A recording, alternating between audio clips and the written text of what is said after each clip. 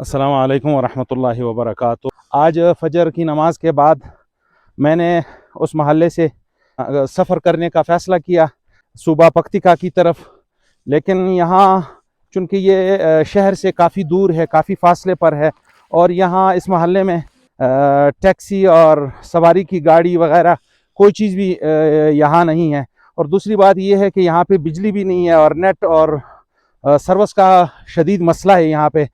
तो 8 बजे तक मैं वहाँ घूमता रहा लेकिन कोई चीज़ नहीं मिल रहा। 8 बजे तक मैं मुंतज़िर रहा। 8 बजे के बाद मैंने फ़ैसला किया कि मैं पैदल सफ़र करूँगा और बुरी तरह फंस चुका हूँ यहाँ पे। ये आप देख लें, शहर काफ़ी दूर है। वो आबादियाँ जो नज़र आ रही उनसे भी आगे शहर अभी तक नज़र नहीं आ रहा है और ये बिल्कुल हमारा इलाका है। मैं बिल्कुल इस पहाड़ की तरफ हो, वहाँ उसके पहाड़ की दामन में एक गाँव है, उस साहिल खान के घर में मैंने रात गुजारी है।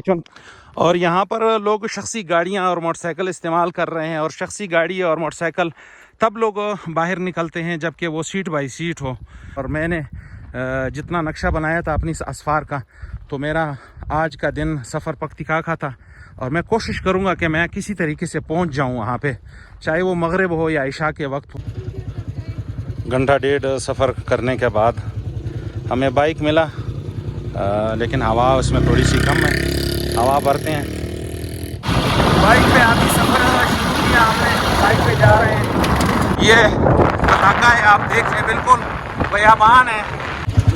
अभी पेट्रोल भरते हैं। यहाँ पेट्रोल 55 रुपये वैसे सरकारी रेट है।